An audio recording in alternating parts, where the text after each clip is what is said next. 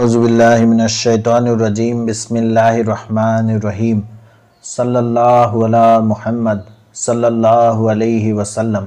যেতিয়া তেওঁ আহি নিজৰ কৌমক ক'লে যে মোক আল্লাহ ৰাব্বুল ইজ্জতে তোমালোকৰ ফিলে নবী বনাই পঠাইছে, তেওঁলোকে সিধা কথাটো মানি ল'লে।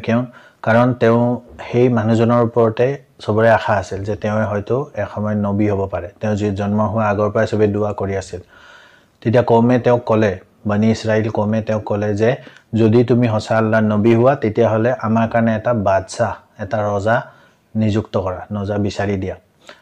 ইয়াৰ পৰা কোৰানে পাকত আল্লাহ ৰাব্বুল ইজ্জতে সূৰা বাকাৰাত এই কাহিনীটো বয়ান কৰিছে যে যেতিয়া সেই কৌমটোৱে নিজৰ নবীৰ পৰা এটা বাদশাহ বিচাৰিলে, তেতিয়া সেই নবীজনে আল্লাহ ৰাব্বুল ইজ্জতৰ ওচৰত দোৱা কৰিলে যে ইয়া আল্লাহ, মোৰ কৌমে এটা ৰজা বিচাৰিছে, এটা ৰজা নিযুক্ত কৰিবলৈ মোক দিয়া। আল্লাহ ৰাব্বুল ইজ্জতে নবীক ক'লে যে তোমাৰ কাৰণে ৰজা বিচৰা এটা উপায় মই দি দিছোঁ, যে তোমাৰ হাতত যিডাল লাঠি আছে, আছা বুলি কয়, সেই আছাডাল আছে, সেই আছাডালৰ সহায়ত তুমি ৰজা বিচাৰিব পাৰা।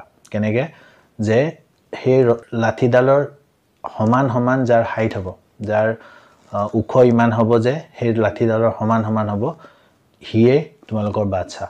আছাডালৰ ওখ আছিল, হাইট আছিল 12 ফুট, গতিকে 12 ফুট যাৰ হাইট হ'ব সিয়ে তোমাৰ বাদশাহ।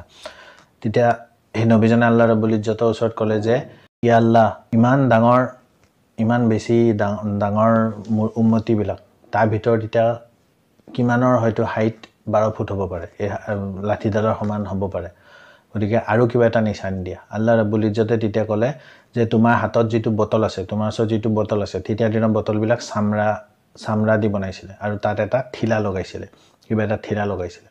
আল্লাহ ৰাব্বুল ইজ্জতে ক'লে যে সেই বটলটোত তেল ভৰাই লোৱা, আৰু যেতিয়া সেই মানুহজন আহি তোমাৰ ওচৰত পাব যাক আল্লাহ ৰাব্বুল ইজ্জতে বাদশাহ বনাবলৈ বিচাৰিছে, তোমাৰ বটলটোৰ সেই তেলখিনিয়ে উতলিবলৈ আৰম্ভ কৰিব আৰু যিটো তাৰ ঠিলাটো আছে, ঠিলাটো নিজে নিজে খুলি যাব।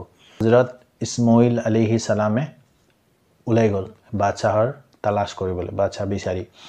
এতিয়া যিজন মানুহ দেখা যায় যে অলপ বেছি ওখ, কাৰণ 12 ফুটটো ইমান সহজ নহয়, ইমান কম ওখ নহয়, গতিকে যিজন মানুহ দেখা যায় যে অলপ বেছি ওখ, তেওঁৰ লগত গৈ পিনি সেই লাঠিডাল ৰখাই দিয়ে, ৰখাই জোখে যে এজন কিয়, কিন্তু নহয়, হয় বেছি ওখ হৈ যায়, 12 ফুটতকৈ নহয়, কম ওখ হৈ যায়, কিবা এটা হৈ যায়, কিন্তু এজ ইট ইজ 12 ফুটৰ জোখ পোৱা নাই। তেওঁ গোটেই দিনটো গোটেই বজাৰত চবতে, খেতিৰ জেগা চবতে বিচাৰিলে, কিন্তু সেই মানুহজন যাক তেওঁ বিচাৰি আছে সেই মানুহজন বিচাৰি নাপালে। গতিকে অৱশেষত তেওঁ ৰাতি ঘূৰি আহি ৰাতি ইবাদত কৰি ঘৰত বহি আছিলে। তেনেকুৱাতে দুজন মানুহ হজৰত ইছমাইল আলাইহিছ সালামৰ ওচৰলৈ আহিলে, আৰু সেই দুজনৰ ভিতৰত যেতিয়া দুজন সোমাই আহিলে ভিতৰত, লগে লগে সেই বটলটো তেলখিনি উতলিবলৈ ধৰিলে, উতলি তাৰ ভিতৰৰ যিটো কাক আছিলে, কাকটো খুলি ওলাই পৰি গ'ল। সেই নবীজনে চালে যে এইটোতো আচৰিত কথা, আল্লাহ ৰাব্বুল ইজ্জতে যিটো কৈছিলে সেইটোৱে হৈ গ'ল। তেতিয়া তেওঁ সেই লাঠিডাল উলিয়ালে আৰু সেই মানুহজনক জুখি চালে। যেতিয়া জুখি চালে তেতিয়া দেখিলে যে একদম এজ ইট ইজ সেই লাঠিডালৰ সমানে সমানে সেইজনৰ হাইট হয়। নবীজনে সুধিলে যে তুমি কোন হয়, ক'ৰ পৰা আহিছা? তেওঁ ক'লে মোৰ নাম তালুত। সেই নবীজনে বাকী একো কথা নুসুধাকৈ সেই বটলটোৰ ভিতৰত যিখিনি তেল আছিলে, তেলখিনি গোটেই তেওঁৰ মাথাত বাকি দিলে, তালুতৰ মাথাত বাকি দিলে, আৰু ক'লে যোৱা, আল্লাহ ৰাব্বুল ইজ্জতে তোমাক বাদশাহ বনাইছে, ৰজা বনাইছে, যোৱা তুমি নিজৰ বাদশাহ হোৱাৰ এলান কৰা।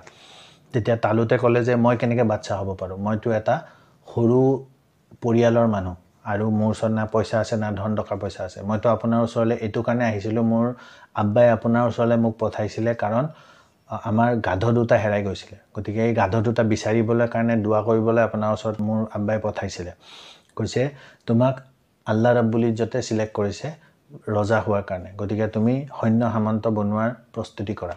লগতে নবীজনে এইটো ক'লে যে তুমি যেতিয়া ঘৰ ঘূৰি গৈ পাবা, তুমি ঘৰ ঘূৰি গৈ পোৱাৰ আগতে সেই গাধ দুটা তোমাৰ ঘৰৰ সন্মুখত থিয় হৈ থাকিব, তুমি চিন্তা কৰিব নালাগে।